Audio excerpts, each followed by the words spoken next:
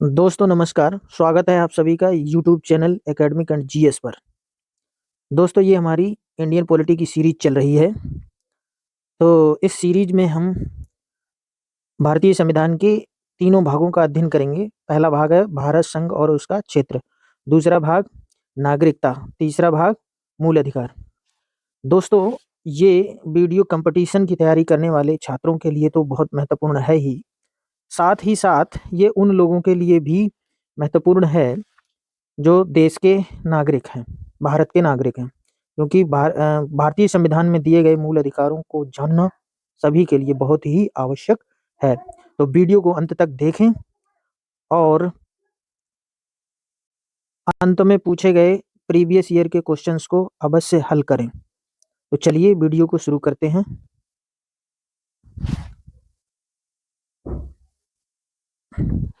सबसे पहले देखते हैं संविधान। किसी भी देश के लिए संविधान की आवश्यकता क्यों होती है? तो कोई भी देश है उसको उसकी प्रशासनिक व्यवस्था को सुचारू रूप से चलाने के लिए संविधान की आवश्यकता होती है। अगर संविधान नहीं होगा तो कोई भी देश प्रशासनिक व्यवस्था को चलाने में सक्षम नहीं होगा, क्योंकि वहाँ पर किसी भी नियम कानून के लिए कोई आधार नहीं होगा। ऐसी स्थिति में कोई भी व्यक्ति अपने मनमाने तरीके से कार्य करेगा जो देश की कानून व्यवस्था और शांति व्यवस्था के लिए बाधक होगा। तो चलिए देखते हैं संविधान की थोड़ी सी परिभाषा। तो संविधान क्या है? यह एक कानूनी अभिलेख होता है जिसमें किसी देश की शासन व्यवस्था को सुचारू रूप से चलाने हेतु आवश्यक विधि, कानून एवं नियम संकलित किए गए होते हैं। इन नियमों की पहचान और संविधान की पारदर्शिता के लिए इन्हें विभिन्न अनुच्छेदों, भागों तथा अनुसूचियों में बांटा जाता है। भारतीय संविधान एक लिखित संविधान है। वर्तमान में इसमें 395 अनुच्छेद, 22 भाग और 12 अनुसूचियां हैं।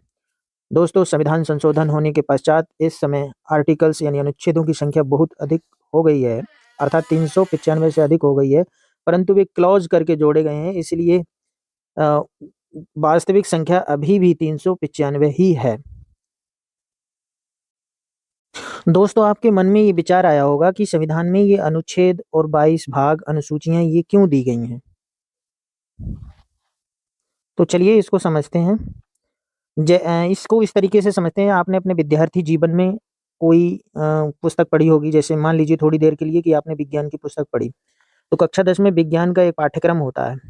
तो उस पाठ्यक्रम में बहुत सारे टॉपिक्स दिए होते हैं। उन टॉपिक्स को पूरा करने के लिए उस विज्ञान की पुस्तक को कई भागों में अर्थात कई अध्यायों में, चैप्टर्स में बांटा गया होता है।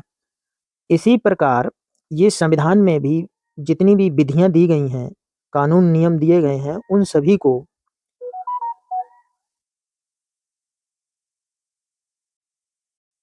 सभी को अनुच्छेद कहा गया है और इन विधियों को अर्थात अनुच्छेदों को कई भागों में अर्थात 22 भागों में बांटा गया है। और संविधान के अंदर कुछ और भी विषय होते हैं जिन्हें इन अनुच्छेदों में विस्तार से कवर नहीं किया गया होता है, तो उन्हें कवर करने के लिए ये 12 अनुसूचियां जोड़ी गई हैं। तो दोस्तों अब आगे बढ़ते हैं। अब संविधान का पहला भाग है हमारा भारत और उसका राज्य क्षेत्र। भारत और उसका राज्य क्षेत्र। तो देखिए भारत और उसका राज्य क्षेत्र आर्टिकल 1 से लेकर के 4 तक संविधान में वर्णित किया गया है। तो यहाँ पर पहला ही आर्टिकल जो है वो इम्पोर्टेंट है, वो देखेंगे। पहला ही आर्टिकल ये कहता है कि इंडिया अर्थात भारत राज्यों का संघ है। इसका मतलब क्या है कि भारत अर्थात इंडिया राज्यों का संघ है। कहने का मतलब ये है कि ये जितने भी आप यहाँ पर देख रहे हैं, इस तरीके से ये राज्य देख रहे हैं, हमारा उत्तर प्रदेश, उत्तराखंड, जम्मू कश्मीर, लद्दाख, सिक्किम, अरुणाचल प्रदेश, ये सभी राज्य जो हैं एक संघ के रूप में भारत में हैं। अब बात करते हैं आर्टिकल 2 की। तो आर्टिकल 2 क्या कहता है? भारत संघ में नए राज्यों के प्रवेश से संबंधित है। अब मान लीजिए जैसे कि कोई अलग कोई देश है, जैसे कि मान लो 1975 से पहले ये देखो हमारा सिक्किम, ये सिक्किम आप देख रहे हैं। तो 1975 से पहले ये एक स्वतंत्र राज्य क्षेत्र था और 1975 में ये भारत संघ में सम्मिलित हुआ। तो ये सम्मिलित हुआ तो ये किस अनुच्छेद के अंतर्गत सम्मिलित हुआ? वो अनुच्छेद 2 के अंतर्गत, यानी कि भारत संघ में नए राज्यों का प्रवेश, इसके अंतर्गत इसके अंतर्गत जो प्रक्रिया है उस प्रक्रिया के अनुसार ये भारत संघ में शामिल हुआ। अब अगर जैसे कि मान लीजिए थोड़ी देर के लिए कि ये नेपाल राष्ट्र है, ये वाला, यहाँ से यहाँ तक आप देख रहे हैं नेपाल है। तो अगर ये भारत संघ में शामिल होना चाहता है तो इसी अनुच्छेद के कार्यवाही के अनुसार भारत की संसद इसको नेपाल की सहमति से भारत में सम्मिलित कर लेगी। और ऐसे ही बांग्लादेश भी अगर चाहता है तो इसी अनुच्छेद के अनुसार, प्रक्रिया के अनुसार भारत संघ में शामिल कर लिया जाएगा। अब अगला आर्टिकल देखते हैं, आर्टिकल 3। ये भी बहुत इंपॉर्टेंट है। इसमें ये बताया गया है कि संसद भारत संघ में पहले से मौजूद, यानी पहले से मौजूद, जैसे उत्तर प्रदेश पहले से ही मौजूद है, मध्य प्रदेश है, राजस्थान है, बिहार है, तो उनके नाम में परिवर्तन कर सकती है, उनके क्षेत्रफल में परिवर्तन कर सकती है। जैसे कि सन 2000 में संसद ने हमारे उत्तर प्रदेश से उत्तराखंड राज्य को अलग किया। उस समय उत्तरांचल नाम था। तो यहाँ पर हमारे उत्तर प्रदेश से उत्तरांचल को अलग कर दिया गया और उसको उत्तरांचल नाम दिया गया। इसी प्रकार बिहार से झारखंड राज्य बनाया गया और मध्य प्रदेश से ये छत्तीसगढ़ राज्य बनाया गया। और ये देखिए तेलंगाना बनाया गया 2014 में। ये देखिए तेलंगाना है ये यहाँ पर, और ये पहले ये पूरा ये आंध्र प्रदेश हुआ करता था। 2014 में इसी अनुच्छेद का प्रयोग करते हुए संसद ने तेलंगाना राज्य का गठन किया। तो अब थोड़ा आगे बढ़ते हैं। अब देखते हैं कि आर्टिकल 4 क्या कहता है। आर्टिकल 4 ये कहता है कि आर्टिकल 2 और 3 के तहत बनाया गया कानून भारतीय संविधान के अनुच्छेद 368 के अंतर्गत संविधान संशोधन नहीं माना जाएगा। कहने का मतलब है कि अगर कोई भी राज्य क्षेत्र, स्वतंत्र राज्य क्षेत्र भारत में सम्मिलित होता है या किसी भी पहले से मौजूद भारत के राज्य के नाम में परिवर्तन किया जाता है, क्षेत्रफल में परिवर्तन किया जाता है, तो इसको संविधान संशोधन की रूप में नहीं माना जाएगा। अब थोड़ा और आगे बढ़ते हैं। अब देखिए याद करने का तरीका समझ लीजिए कि पहले भाग में क्या दिया है, भारत और इसका राज्य क्षेत्र, यानी कि ये पूरा देश होगा, पूरा देश परिभाषित हो गया। अब अगला भाग क्या आएगा, तो थोड़ा सा याद करने के लिए ऐसा समझेंगे कि अगर किसी के लिए देश मिलेगा, यानी पूरा देश परिभाषित होगा, तो फिर उसको नागरिकता मिलेगी उस देश की। तो यही बात है कि अगले भाग में क्या आता है, नागरिकता, यानी भाग 2 में क्या है, नागरिकता। और ये आर्टिकल 5 से 11 तक हमारे संविधान में वर्णित है। तो आइए थोड़ा सा इसको विस्तार से पढ़ते हैं। ये देखिए पहला ही आर्टिकल है इसमें, आर्टिकल 5। इसमें कहा गया है कि इस संविधान के प्रारंभ होने पर प्रत्येक व्यक्ति भारत का नागरिक होगा जो भारत में जन्मा हो, उसके माता या पिता दोनों भारत में जन्मे हों, संविधान लागू होने से पूर्व कम से कम वह 5 वर्ष से भारत में रह रहा हो। अब अगला आर्टिकल क्या कहता है, आर्टिकल 6 है, व्यक्ति भारत का नागरिक होगा यदि व्यक्ति भारत सरकार अधिनियम 1935 के भारत में जन्मा हो। कहने का मतलब यह है कि हमारा देश जब स्वतंत्र नहीं था 1947 से पहले कौन सा अधिनियम लागू था, किसके अनुसार शासन होता था, तो वो था भारत सरकार अधिनियम 1935। यानी कि जब भारत सरकार अधिनियम 1935 लागू था, उस समय अगर कोई व्यक्ति पैदा हुआ होगा तो वो आज के समय में भी भारत का नागरिक माना जाएगा। अब खा इसमें कहा गया है, आर्टिकल 6 का खा भाग दिया है, क्लॉज खा है। तो इसमें बताया गया कि 19 जुलाई 1948 से पहले पाकिस्तान से भारत में प्रव्रजन किया हो तो भी वो भारत का नागरिक होगा, यानी कि 19 जुलाई 1948 से पहले। अब गा में क्या बताया गया है कि वह भारत का नागरिक होगा यदि 19 जुलाई 1948 के बाद भारत में प्रव्रजन किया हो और नागरिकता अधिकारी को आवेदन दिया हो। अब यहाँ शब्दों का खेल समझिए, यहाँ पर 19 जुलाई 1948 से पहले आ गया हो भारत के अंदर तो वो स्वतः भारत का नागरिक बन जाएगा। लेकिन यदि वह 19 जुलाई 1948 के बाद भारत में आया है तो वह तभी भारत का नागरिक कहलाएगा जब उसने भारत के नागरिकता अधिकारी को आवेदन दिया हो और नागरिकता अधिकारी ने उसको नागरिकता प्रदान कर दी हो। अब अगला देखेंगे आर्टिकल 7। पाकिस्तान को प्रव्रजन करने वाले व्यक्ति भारत के नागरिक नहीं समझे जाएंगे, अर्थात जो व्यक्ति भारत छोड़ करके पाकिस्तान में रहने चले गए वो भारत के नागरिक नहीं होंगे। अब आर्टिकल 8 कहता है कि भारत में जन्म परंतु विदेश में रहने वाले व्यक्ति भारत का नागरिक होगा। नहीं, भारत में जन्म हुआ, अगर कोई किसी कार्यवश विदेश में रह रहा है तो वो भारत का नागरिक होगा। अब आर्टिकल 9 क्या कहता है, आर्टिकल 9 ये कहता है कि भारत के किसी व्यक्ति द्वारा स्वेच्छा से अन्य देश की नागरिकता ग्रहण करने पर वह भारत का नागरिक नहीं होगा, क्योंकि भारत में एकल नागरिकता सिस्टम लागू है। तो यदि किसी व्यक्ति ने किसी दूसरे देश की नागरिकता ग्रहण कर ली है तो फिर वो भारत का नागरिक नहीं रह जाएगा। और आर्टिकल 11 क्या कहता है कि संसद द्वारा नागरिकता के अधिकार का विधि द्वारा विनियमन किया जा सकेगा, यानी कि नागरिकता पर प्रतिबंध लगाना और उसका नियमन करना, नियंत्रण करना, ये सब अधिकार किसके लिए हैं? ये भारत की संसद के लिए हैं। तो अब हम अगला भाग पढ़ेंगे। तो दोस्तों, ये अभी हमने नागरिकता पढ़ लिया। अब थोड़ा याद करने के लिए समझेंगे कि पहला भाग क्या था। पहला भाग था हमारा भारत संघ और उसका राज्य क्षेत्र, अर्थात देश परिभाषित हो गया। अब देश परिभाषित हो गया तो उनको देश की नागरिकता मिलेगी। अब जब नागरिक बन जाएंगे लोग, तो उनके लिए क्या होंगे? देश के मूल अधिकार मिलेंगे, उस देश में मूल अधिकार मिलेंगे। तो तीसरा भाग जो आने वाला है वो आएगा मूल अधिकार का। तो चलिए दोस्तों, चलते हैं मूल अधिकार पर। तो यहाँ हम देखते हैं मूल अधिकार। तो यहाँ पर विशेष ध्यान देंगे कि मूल अधिकार बहुत ही महत्वपूर्ण है सभी के लिए। इनको कहने का मतलब ये है कि मूल अधिकार हैं, तो ये भारत के सभी नागरिकों को ये तो पता होने ही चाहिए, क्योंकि ये नागरिक के जीवन को बहुत ही अच्छा बनाते हैं। तो चलिए देखते हैं, इनको समझते हैं। तो सबसे पहले कि यहाँ पर आर्टिकल 12 से 35 तक जो भी अधिकार दिए गए हैं वे मूल अधिकार कहलाते हैं। तो हमारे संविधान में 6 मूल अधिकार दिए गए हैं। तो अभी हम यहाँ पर आर्टिकल 12 पढ़ेंगे। तो आर्टिकल जो 12 है क्या है? यहीं आगे ही संविधान जब पढ़ते हैं तो बहुत जगह ऐसा लिखा रहता है कि राज्य किसी के प्रति भेदभाव नहीं करेगा, राज्य किसी धार्मिक प्रचार पर कर नहीं लगाएगा, राज्य किसी को किसी संस्थान, सार्वजनिक संस्थान में प्रवेश पर रोक नहीं लगाएगा। तो जो बार-बार राज्य आएगा तो वो आर्टिकल 12 में परिभाषित कर दिया गया है। और वो परिभाषित किस प्रकार किया गया है? उसमें ये बताया गया है कि राज्य क्या है? राज्य वो है जो या तो भारत सरकार या राज्य सरकार है, या फिर भारत सरकार, राज्य सरकार के द्वारा वित्त पोषित कोई भी सार्वजनिक संस्थान है, इत्यादि है। तो उसको राज्य की अंतर्गत बताया गया है। अब अगला आर्टिकल देखते हैं, आर्टिकल 13। आर्टिकल 13 जो है बहुत ही महत्वपूर्ण है। ये क्या कहता है? ये बताता है कि इसमें निर्धारित किया गया है कि संविधान लागू होने से पहले कोई भी कानून जो मूल अधिकारों का उल्लंघन करता है स्वतः शून्य हो जाएगा। ये बहुत ही महत्वपूर्ण आर्टिकल है। ये हमारे मूल अधिकारों की महत्वता को स्थापित करता है। अर्थात ये बताता है कि मूल अधिकारों को किसी भी हालत में कम नहीं किया जा सकता है। तो यहाँ ये बताया गया है कि आर्टिकल 13 क्लॉज 1 में ये बताया गया है कि भारत का संविधान लागू होने से पहले कोई भी ऐसा कानून रहा हो जो इन मूल अधिकारों को कम करता हो या उनका उल्लंघन करता हो, तो ऐसे सभी कानूनों को शून्य किया जाता है।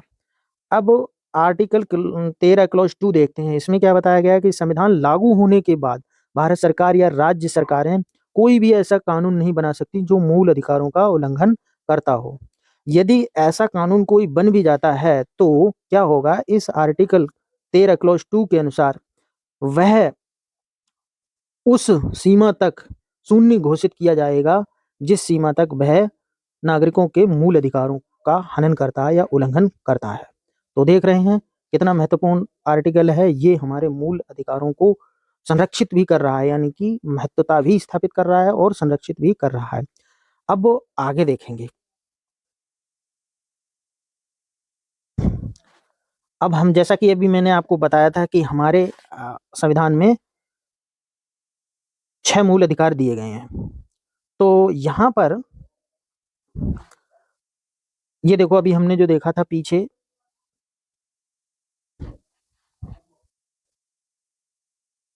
मूल अधिकार, यहाँ पर हम देखेंगे अधिकार दिया है समता का या समानता का अधिकार, और ये हमें दिया गया है अनुच्छेद 14 से अनुच्छेद 18 तक। तो यहाँ पर हम ये देखते हैं कि इसमें क्या बताया गया है? यह अधिकार सभी नागरिकों को कानून के समक्ष समता और भेदभाव से मुक्ति प्रदान करता है, यानी कि यह भी नागरिकों का संरक्षण कर रहा है। इसमें पहला आर्टिकल है 14। ये क्या कहता है? विधि के समक्ष समानता, यानी कि सभी नागरिक कानून की नज़र में समान होंगे, यानी विधि की नज़र में समान होंगे और विधि समान रूप से उन पर उनके साथ व्यवहार करेगा। आर्टिकल 15 क्या कहता है कि राज्य धर्म, जाति, लिंग, जन्म स्थान के आधार पर कोई भेदभाव नहीं करेगा। अब देखिए यहाँ पर राज्य आया तो राज्य की परिभाषा वही आर्टिकल 12 में ही बता दी गई थी। अब आगे बात करते हैं कि अनुच्छेद 16 क्या कहता है? सरकारी नौकरियों में अवसर की समानता, क्योंकि समानता का अधिकार है ये। तो अब आपके मन में विचार आता होगा कि भारत में कुछ वर्गों के लिए एससी, एसटी, ओबीसी, ईडब्ल्यूएस, के लिए नौकरियों में आरक्षण का प्रावधान किया गया है। तो ये तो फिर आपको मन में आता होगा कि ये अनुच्छेद 16 का उल्लंघन है, लेकिन नहीं, ऐसा नहीं है।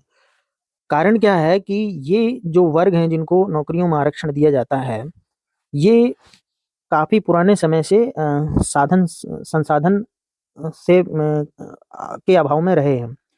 तो उसके कारण वे समाज की मुख्य धारा में नहीं आ पाए और उनको समानता में लाने के लिए, उनको समता लाने के लिए, उनको समाज की मुख्य धारा से जोड़ने के लिए ही उनको नौकरियों में आरक्षण प्रदान किया जाता है। तो आरक्षण को हम ऐसा नहीं कह सकते हैं कि ये समता के अधिकार का उल्लंघन है, अवसर की समानता को कम कर रहा है, ऐसा नहीं है। तो अब अगला देखेंगे, आर्टिकल 17 बहुत महत्वपूर्ण है। ये क्या है? अस्पृश्यता का उन्मूलन। अस्पृश्यता क्या है? छुआछूत, किसी की जाति, धर्म आदि के आधार पर अब हम छुआछूत का व्यवहार नहीं कर सकते हैं। यदि फिर भी कोई करता है तो ये आर्टिकल 17 का उल्लंघन है और भारतीय न्याय संहिता की धारा, संबंधित धारा के अनुसार उसको दंडित किया जाएगा, यदि कोई व्यक्ति इस आर्टिकल 17 का उल्लंघन करता है तो। अब आर्टिकल 18 देखते हैं दोस्तों। तो ये 18 क्या है? उपाधियों का उन्मूलन। यानी कि पहले अंग्रेजों के ज़माने में उपाधि दी जाती थी, जैसे किसी को सर की उपाधि दे दी गई, नाइटहुड की उपाधि दे दी गई। तो ये उपाधियाँ क्या हैं कि नागरिकों में असमानता का भाव प्रदान असमानता का भाव पैदा करती हैं। तो इससे बचने के लिए क्या किया गया है कि आर्टिकल 18 के अंतर्गत उपाधियों का अंत कर दिया गया है। अब आगे बढ़ते हैं अगले मूल अधिकार पर। अब अगला मूल अधिकार है 2, वो पिछला 1 था, गलती से वहाँ 2 लिखा हुआ था। तो अभी देखें मूल अधिकार 2 क्या है? ये है स्वतंत्रता का अधिकार, और स्वतंत्रता कहाँ से कहाँ तक वर्णित है? आर्टिकल 19 से 22 तक। तो देखिए थोड़ा पढ़ते हैं इसमें। यह नागरिकों को स्वतंत्र जीवन जीने और विचार व्यक्त करने की स्वतंत्रता प्रदान करता है। अब देखिए, याद करने के लिए ऐसे समझ लेते हैं कि पहला मूल अधिकार क्या है? समता का अधिकार, समानता का अधिकार। अब उसके बाद क्या आएगा? दूसरा मूल अधिकार। जब समानता समता होगी तो फिर व्यक्ति या नागरिक जो है स्वतंत्र भी रह पाएगा, तो उसे स्वतंत्रता का अधिकार, मूल अधिकार दिया गया है। तो अब इसी में पहला क्या है? आर्टिकल 19, इसी को स्वतंत्रता का अधिकार कहा गया है और इसमें कई उप क्लॉज दिए हुए हैं, वो बंद दिए गए हैं। और इसमें पहला कहा गया है 19 यानी कि 19 क्लॉज बंद। इसमें 6 स्वतंत्रताओं का वर्णन किया गया है, जैसे भाषण और अभिव्यक्ति की स्वतंत्रता। नंबर 2, शांतिपूर्ण सभा करने की का अधिकार। नंबर 3, संघ बनाने का अधिकार। भारत में कहीं भी आने जाने का अधिकार। 5, कि कहीं भी रहने बसने का अधिकार। नंबर 6, कोई भी व्यवसाय, व्यापार, रोजगार करने का अधिकार। अब इसको याद भी ऐसे कर सकते हैं कि कोई भी स्वतंत्रता है तो क्या क्या होगी? सबसे पहले यहीं से शुरू होगी कि कम से कम उसे बोलने का अधिकार, स्वतंत्र अभिव्यक्ति का अधिकार मिलेगा, तभी वो स्वतंत्र कहलाएगा। और जब बोलेगा वो व्यक्ति तो शांतिपूर्ण अपनी सभा भी कर पाएगा। तो यानी कि पहली स्वतंत्रता हो गई भाषण और अभिव्यक्ति की स्वतंत्रता, तो दूसरी क्या हो गई? शांतिपूर्ण सभा करने की। और तीसरा क्या होगा? जब शांतिपूर्ण वो सभा कर लेगा तो फिर वो अपना संघ भी बना सकता है। और जब वो संघ बना लेगा तो चौथा इसी क्रम में क्या हो जाएगा? फिर संघ बनाने के बाद क्या करेगा? कहीं पर भी आने जाने का अधिकार। संघ बनाएगा तो ऐसे ही तो बन नहीं जाएगा, लोगों में प्रचार प्रसार करेगा, देश के विभिन्न कोनों में आना जाना करेगा। तो इसी प्रकार ये स्वतंत्रता दी गई है अगले क्रम में कि कहीं भारत में कहीं भी आने जाने का अधिकार। अब अगली इसी क्रम में स्वतंत्रता क्या होगी? जब वो कहीं भी आने जाने का अधिकार रखता है, स्वतंत्र वो है, तो वो कहीं भी रह भी सकता है, बस भी सकता है। तो ये अधिकार दिए गए हैं। अब अगली स्वतंत्रता क्या है? जब वो कहीं भी रह सकता है, आ जा सकता है, तो अपना उसको रोटी-रोजी आजीविका चलाने के लिए व्यापार भी करना पड़ेगा, कार्य भी करना पड़ेगा, काम भी, व्यवसाय करना पड़ेगा। तो वो कोई भी ऐसा व्यवसाय सम्मानजनक कर सकता है, जो किसी के लिए परेशानी उत्पन्न ना करता हो और उसको मनचाहा व्यवसाय काम करने की स्वतंत्रता दी गई है। तो देख रहे हैं ना, क्रमानुसार तर्कसंगत क्रम बन जाएगा, जिससे हम इसको याद कर सकते हैं। वैसे अभी पढ़ ही लिया है हमने।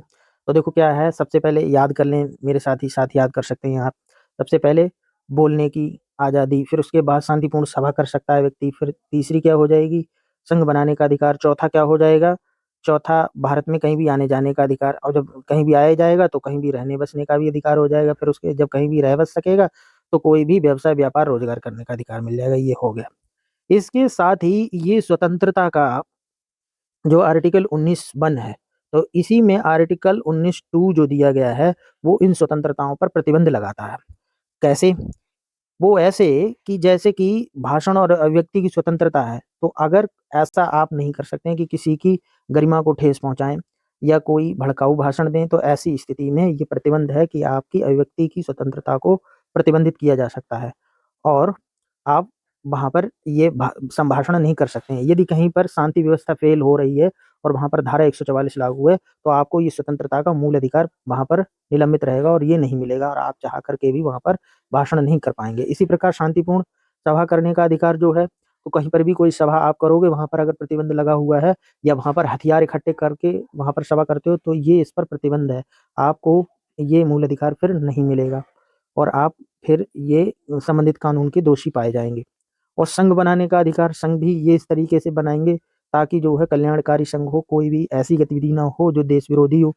भारत में कहीं भी आने-जाने का अधिकार, ये भी इसी तरीके से आपको मिलता रहेगा और कहीं भी रहने-बसने का भी अधिकार मिलेगा कुछ विशेष उपबंधों को छोड़ कर के और यहाँ पर किसी भी व्यवसाय, व्यापार रोज़गार करने का अधिकार है, तो इस पे भी प्रतिबंध है। आप कहीं ऐसा कोई अनैतिक व्यापार नहीं कर सकते, मानव तस्करी नहीं कर सकते। आप अगर सोचो कि मानव अंगों का हम व्यापार करेंगे, इसमें बहुत पैसा कमाएँगे, तो ये आप नहीं कर सकते क्योंकि इस पे प्रतिबंध है नहीं? तो ऐसे सम्मानजनक व्यापार कर पाएँगे, जिससे कि दूसरे लोगों की स्वतंत्रता बाधित ना होती हो और देश के अखंडता बाधित ना होती हो। तो अगला आर्टिकल हम देखेंगे इसी स्वतंत्रता के अधिकार के अंतर्गत, ये अनुच्छेद 20 है, ये बहुत ही महत्वपूर्ण अनुच्छेद है, क्योंकि ये ऐसा अनुच्छेद है कि देश में अगर इमरजेंसी आपातकाल भी लागू है, तो ये अनुच्छेद 20 निलंबित नहीं होता है। तो इसमें कहा गया है कि अपराध से संबंधित संरक्षण, यदि कोई व्यक्ति अपराध करता है तो उस पर जो दंड लगेगा, उसको जो दंड दिया जाएगा, तो उसी कानून के अनुसार दिया जाएगा जिस समय उसने अपराध किया था, उस समय जो कानून था उसके अनुसार ही उसको दंड दिया जाएगा और कहा गया है इसमें कि एक अपराध के लिए एक बार सज़ा मिलेगी। ऐसा नहीं है कि बार-बार उसको उसी अपराध के लिए सदा सज़ा दी जाए और बताया गया है कि किसी भी व्यक्ति को स्वयं के विरुद्ध गवाही देने के लिए गवाही देने के लिए बाध्य नहीं किया जा सकता। वो किसमें बताया गया है? वो इसी आर्टिकल के अंतर्गत बताया गया है क्योंकि आर्टिकल 20 के अंतर्गत अगर ये नहीं होता तो आपको कभी भी कोई पुलिस पकड़ के ले जाती और वो ये कहते कि ये कबूल करो कि ये चोरी तुम ही ने की है, तो मार के डर से व्यक्ति कबूल कर सकता है और उसपे संबंधित धारा मुकदमा लागू कर दिया जाता। लेकिन नहीं, ऐसा नहीं होता क्योंकि किसी भी व्यक्ति को स्वयं के विरुद्ध गवाही देने के लिए नहीं बाध्य किया जा सकता। ये आर्टिकल 20 का उल्लंघन है। यदि आप जज के मजिस्ट्रेट के सामने ये बताते हैं कि पुलिस के भय से या पुलिस की मार के डर से हमसे ऐसा कहलवाया गया, तो यही कारण है कि पुलिस की गवाही जो है कोर्ट में मान्य नहीं होती है। तो समझ में आ गया?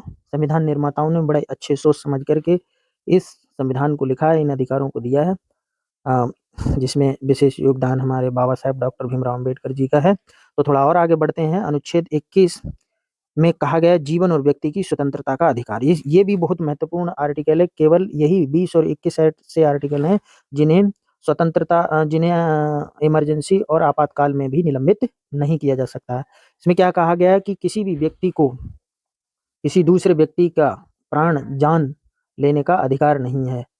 किसी भी व्यक्ति के प्राण या जान लेने का अधिकार जान तभी लिया जा सकता है जब वो न्यायिक प्रक्रिया के अनुसार हो अर्थात अ, उसके लिए वह दोषी ठहराया गया हो और ये प्रक्रिया न्यायिक प्रक्रिया के द्वारा की गई हो।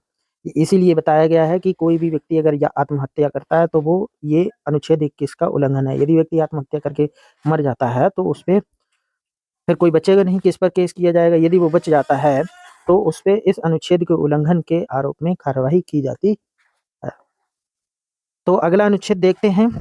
अनुच्छेद है 21 ए, इसमें 6 से 14 वर्ष के बच्चों के लिए निःशुल्क और अनिवार्य शिक्षा का प्राविधान किया गया है। अनुच्छेद 22 में कहा गया है गिरफ्तारी और नज़रबंदी से बचने के लिए संरक्षण, अर्थात यदि आपको कोई कभी भी पुलिस गिरफ्तार करती है, तो गिरफ्तारी के समय आपको पुलिस द्वारा कारण बताना होगा, तभी आपको गिरफ्तार किया जा सकता है, नज़रबंद किया जा सकता है। तो ये हमने समझ लिया स्वतंत्रता का अधिकार।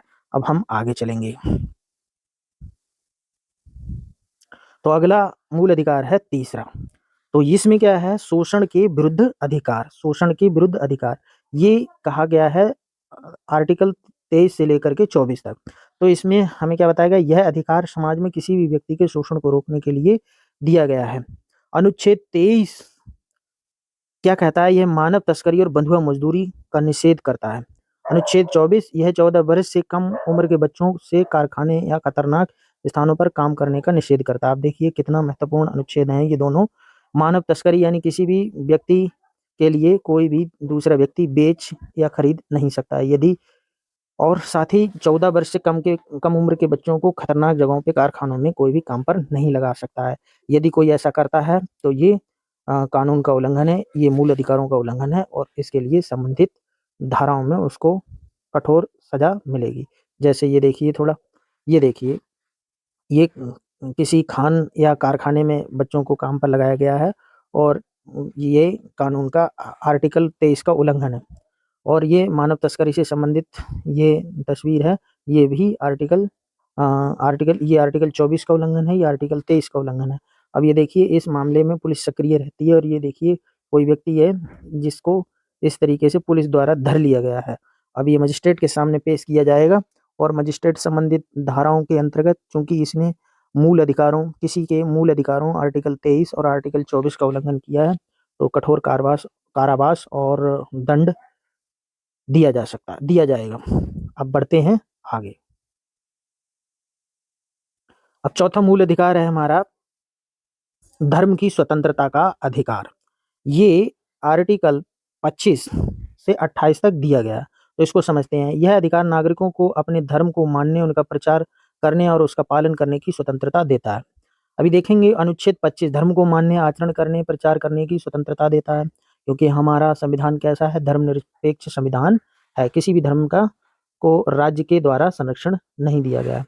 तो अनुच्छेद 26 क्या कहता है कि धार्मिक संस्थाओं को स्थापित करने और उनका संचालन करने का और की स्वतंत्रता इस अनुच्छेद के द्वारा दी गई है। और अनुच्छेद 27 के द्वारा धर्म के प्रचार के लिए कर लगाने का निषेध किया गया है। अर्थात कोई भी व्यक्ति अपने धर्म का प्रचार करता है तो कोई भी राज्य सरकार या केंद्र सरकार उस धर्म के प्रचार के लिए कर नहीं लगा सकती, टैक्स नहीं लगा सकती। अनुच्छेद 28 में क्या कहा गया है, धार्मिक शिक्षा से संबंधित स्वतंत्रता है, यानी कि किसी भी धर्म के लोग अपने धर्म के लोगों को धार्मिक शिक्षा प्रदान कर सकते हैं। तो ये था हमारा धर्म की स्वतंत्रता का अधिकार जो हमने अभी समझ लिया। अब आगे बढ़ते हैं। अब पांचवा मूल अधिकार हम पढ़ेंगे।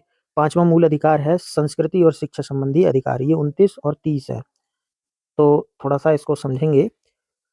यह अधिकार विभिन्न समुदायों, अल्पसंख्यकों की संस्कृति और शिक्षा की रक्षा करता है। तो इसको देखो समझेंगे क्या है। अनुच्छेद 29 किसी भी समुदाय की अपनी भाषा, लिपि, संस्कृति को सुरक्षित रखने का अधिकार प्रदान करता है। ये मूल अधिकार है। जैसे कोई पंजाबी है, सिख है, गुरमुखी है और पाली भाषा है, तो ये उनकी जो है सांस्कृतिक विरासत की भाषा है, बोडो है, डोगरी है। तो इस तरीके से अपनी भाषाओं को संरक्षित करने के संबंध में उन लोगों को संस्कृति और शिक्षा संबंधी मूल अधिकार दिया गया है जो आर्टिकल 29 में उन्हें बताया गया है। अब देखिए अनुच्छेद 30 अल्पसंख्यकों को शैक्षणिक संस्थान स्थापित करने और उनका प्रशासन करने का अधिकार दिया गया है। जब वो अपनी भाषा, अब देखिए वही तर्कसंगत इसमें क्रम है। 29 में कहा गया है कि किसी भी समुदाय को अपनी भाषा, लिपि, संस्कृति को सुरक्षित रखने का अधिकार है। तो 30 में फिर बताया गया कि जो है ये कैसे हो पाएगा, ये तभी हो पाएगा जब अल्पसंख्यकों को शैक्षणिक संस्थान स्थापित करने और उनका प्रशासन करने का अधिकार उन्हें प्रदान किया जाए। अभी देखेंगे, थोड़ा आगे बढ़ेंगे तो अगला हम पढ़ते हैं छठा मूल अधिकार। अब छठा मूल अधिकार क्या है, संवैधानिक उपचारों का अधिकार। ये है अनुच्छेद 32। डॉक्टर बाबा साहेब भीमराव अंबेडकर जी ने इसको भारतीय संविधान की आत्मा कहा है। अब ये बहुत बड़ा मूल अधिकार है क्योंकि यह ये सुनिश्चित करता है कि कभी कहीं पर भी किसी भी नागरिक के मूल अधिकारों का उल्लंघन ना हो। अब यदि ये अनुच्छेद नहीं होता तो शायद मूल अधिकारों का होना या ना होना कोई ज़्यादा फर्क नहीं पड़ता। तो देखिए कैसे क्या है, इसको अभी हम समझेंगे। तो जैसे इससे पहले चलिए समझिए, ये थोड़ा-सा जैसे कि 30 के बाद 32 आ गया, अब आपके मन में विचार आया होगा 31 कहाँ गया? तो असल में था क्या, 7 पहले मूल अधिकार थे, तो 31 में क्या था, संपत्ति का अधिकार था। वो क्या था, वो भी मूल अधिकार था। लेकिन बाद में क्या हुआ, मूल अधिकारों में संशोधन किया गया तो जो है जो आर्टिकल 31 को मूल अधिकारों से हटा कर के कानूनी अधिकार बना दिया गया, इसलिए उसको निरसित कर दिया गया। तो अब ये 32 के अंतर्गत देखिए, कभी भी किसी भी व्यक्ति के मूल अधिकारों की रक्षा के लिए स्वतंत्र सर्वोच्च न्यायालय में जाने का अधिकार दिया गया। यदि किसी व्यक्ति के मूल अधिकारों का उल्लंघन होता है तो वो इस आर्टिकल 32 के तहत सुप्रीम कोर्ट और हाई कोर्ट में मूल अधिकारों की रक्षा के लिए जा सकता है और उसके मूल अधिकारों की रक्षा करने के लिए सुप्रीम कोर्ट और हाई कोर्ट निम्न रिट्स जारी करता है। कौन-कौन सी?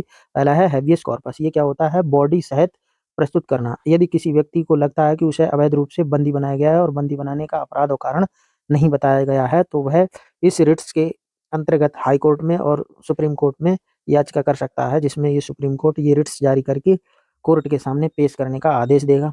और यदि बंदी बनाने वाले पुलिस या राज्य सरकार ये कारण स्पष्ट नहीं कर पाते हैं कि उसको बंदी बनाना क्यों ज़रूरी है, तो उस व्यक्ति के लिए रिहा करने का आदेश दिया जाता है। अब ये है मैंडेमस। मैंडेमस क्या होता है? ये होता है परमादेश। ये परमादेश क्या कहलाता है कि यदि कोई सरकारी व्यक्ति, अधिकारी या संस्थान अपने कार्य कर्तव्य को सही रूप से पालन नहीं करता है, तो उसके द्वारा जो कार्य किए जा रहे हैं, लोगों के मूल अधिकारों का हनन हो रहा है, तो ऐसी स्थिति में जो जिस व्यक्ति के मूल अधिकारों का हनन होगा, वह हाई कोर्ट, सुप्रीम कोर्ट जाएगा और वहाँ से high court, supreme court mandamus नाम का रिट जारी करेगा। जिसमें क्या बताया गया होता है कि मैंडेमस में संबंधित सरकारी अधिकारी संस्थान के लिए आदेश जारी किया जाता है कि वह अपने कार्य को, अपने कर्तव्य को नियमानुसार करे, अर्थात उसको अपने कर्तव्य करने के लिए मजबूर किया जाता है और उसको अपने कर्तव्य करने ही पड़ते हैं। किसके द्वारा? मैंडेमस के द्वारा। अब अगला देखते हैं प्रोहिबिशन। तो ये प्रोहिबिशन क्या है कि ये यदि निचले न्यायालय अगर किसी मामले में सुनवाई कर रहे हैं और यदि ऐसा मामला आ जाता है जो उनके अधिकार का नहीं है, तो सुप्रीम कोर्ट और हाई कोर्ट अधिकार क्षेत्र का नहीं है, तो सुप्रीम कोर्ट और हाई कोर्ट इस प्रकार की रिट जारी करते हैं प्रोहिबिशन कि उस मामले को सुप्रीम कोर्ट या हाई कोर्ट में ट्रांसफर कर दीजिए, क्योंकि यह तुम्हारे अधिकार क्षेत्र का नहीं है। तो इसे कहते हैं निषेध या प्रोहिबिशन। अब अगला देखते हैं सर्शियोरेरी। ये क्या होता है कि यदि किसी निचली अदालत ने, जिला अदालत ने यदि कोई ऐसा फैसला दे दिया है जो उसके अधिकार क्षेत्र का नहीं है या गलत फैसला दे दिया है, तो ये वाली रिट जारी करके सुप्रीम कोर्ट या हाई कोर्ट उस निचली अदालत के फैसले को रद्द कर देती है। अब अगला है 5वीं रिट जो है वो है क्वो वारंटो। तो ये कब जारी की जाती है? यदि कोई व्यक्ति किसी सरकारी पद पर इस तरीके से बैठ जाता है जिसमें लोगों को ये लगता है या किसी नागरिक को ये लगता है कि ये अवैध रूप से बैठा है, तो इसमें सुप्रीम कोर्ट या हाई कोर्ट इस तरीके का रिट जारी करके पूछ सकता है कि आप किस अधिकार से इस पद पर बैठे हो और इस पद पर कार्य कर रहे हो। तो यदि वह व्यक्ति ये सिद्ध नहीं कर पाता है कि उसका अधिकार इस पद के लिए नहीं है, तो उसको उस पद से सुप्रीम कोर्ट और हाई कोर्ट द्वारा हटाने का आदेश दे दिया जाता है। तो दोस्तों, ये आप समझ गए हैं कि छठा मूल अधिकार यानी कि अनुच्छेद 32 कितना महत्वपूर्ण है। तो दोस्तों, अब आगे हम लोग देखेंगे आर्टिकल 33 से 35 तक मूल अधिकारों की सीमा और क्रियान्वयन। तो इसमें देखेंगे, इसमें क्या है कि अनुच्छेद 33 सेना, पुलिस और आदि के लिए मूल अधिकारों में प्रतिबंध। तो कहने का मतलब ये है कि सेना, पुलिस आदि के लोग जो होते हैं, इनको पूर्ण रूप से मूल अधिकार नहीं मिले होते हैं। इनके मूल अधिकारों पर ज़रूरत के अनुसार प्रतिबंध लगे होते हैं, वो अनुच्छेद 33 में बताया गया है। और ऐसे ही अनुच्छेद 34 में मार्शल लॉ, सैन्य शासन के दौरान मूल अधिकारों का निलंबन हो जाता है। ऐसे ही स्थिति में आपको आर्टिकल 20 और 21 को छोड़ कर के कोई भी मूल अधिकार नहीं मिलता है। ये अनुच्छेद 34 में बताया गया है। अब अनुच्छेद 35 में क्या बताया गया है? संसद को कुछ विशेष कानून बनाने का अधिकार है। मूल अधिकारों से संबंधित कुछ विशेष कानून बनाने का अधिकार है। ये 35 अनुच्छेद 35 में बताया गया है। तो यहाँ पर हमने मूल अधिकारों को पढ़ लिया है। अब इससे आगे हम लोग पढ़ेंगे प्रीवियस ईयर्स में आए हुए क्वेश्चंस लगाएँगे और उनके आंसर देखेंगे। तो दोस्तों, आपको अगर ये वीडियो अच्छी लगी है तो प्लीज़ लाइक कर दीजिए और सब्सक्राइब कर दीजिए और चैनल को वीडियो को दूसरे साथियों के साथ शेयर कर दीजिए। तो चलिए आगे बढ़ते हैं। अभी हम टेस्ट को करते हैं। तो पहला क्वेश्चन है, यहाँ पर देखेंगे कि भारतीय संविधान के किस भाग में नागरिकता का वर्णन है? तो देखिए, यहाँ पर दिया है भाग 1 में, भाग 2 में, भाग 3 में, भाग 4 में। तो देखिए, वहाँ मैंने पहले बताया था कि भाग 1 में क्या बताया गया था कि देश की परिभाषा, भारत और उसका संघ क्षेत्र, भारत उसका राज्य क्षेत्र। तो पहले उसको देश मिल गया, तो देश के बाद दूसरे भाग में फिर क्या मिलेगी? नागरिकता। तो देखो, ये आ गई, ये वाला विकल्प सही होगा। अब प्रश्न संख्या 2 देखते हैं। भारतीय संविधान के किस अनुच्छेद में भारतीय संविधान के अनुच्छेद 2 में प्रावधान है, यानी अनुच्छेद 2 में क्या प्रावधान किया गया है? तो पहला ए दिया हुआ है, भारत राज्यों का संघ है। तो ये तो नहीं हो सकता क्योंकि ये आर्टिकल 1 में बताया गया। राज्यों के नाम परिवर्तन संबंधी, ये भी नहीं हो सकता क्योंकि ये आर्टिकल 3 में बताया गया है। और सी देखिए, नए राज्यों के प्रवेश के संबंध में। अभी देखिए मैंने बताया था कि सिक्किम राज्य को 1975 में इसी आर्टिकल 2 के अंतर्गत हमने भारत संघ में विलय किया था। तो ये ही विकल्प सही होगा। संपत्ति का अधिकार, ये मूल अधिकार नहीं है, हटा दिया गया, तो ये अनुच्छेद 2 में नहीं आएगा क्योंकि पहले ये मूल अधिकार होता था, तो ये अब हटा दिया गया, तो ये तो हो ही नहीं सकता। अभी अगला देखेंगे नंबर 3। यहाँ पर ये बताया गया है कि कथन दिया गया है कि भारत विभाज्य राज्यों का अविभाजित संघ है, अर्थात अंग्रेजी में इसको कहेंगे कि India is a indestructible union of destructible states. तो अब कारण इसमें क्या दिया गया है? कारण इसमें दिया गया है कि अनुच्छेद 3 संसद को राज्यों के नाम क्षेत्रफल में परिवर्तन करने की शक्ति देता है, परंतु किसी भी राज्य को भारत संघ छोड़ने की शक्ति नहीं है।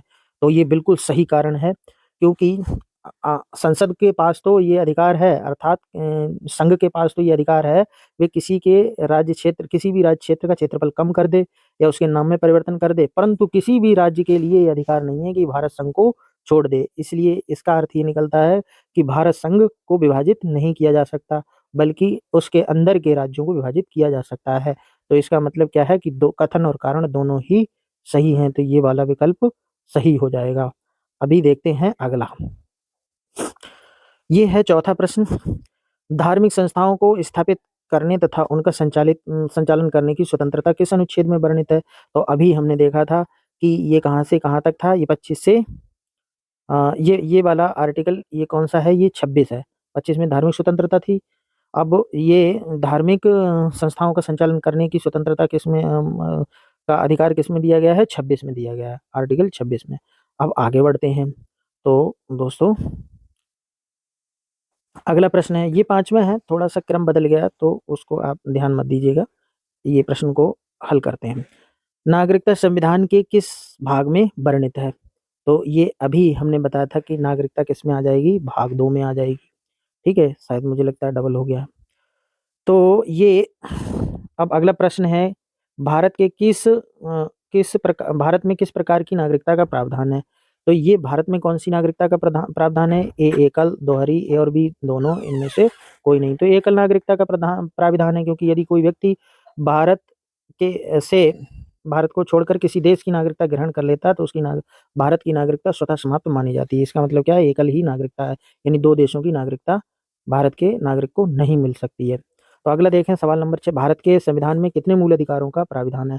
तो शुरुआत में तो 7 मूल अधिकार थे, लेकिन वर्तमान की बात चल रही है तो वर्तमान में 6 मूल अधिकार है, यानी कि ये वाला विकल्प हमारा सही हो जाएगा। ये हम लोग ये देखेंगे, ठीक है? तो अगला देखेंगे, भारत में मूल अधिकारों का संरक्षक कौन है?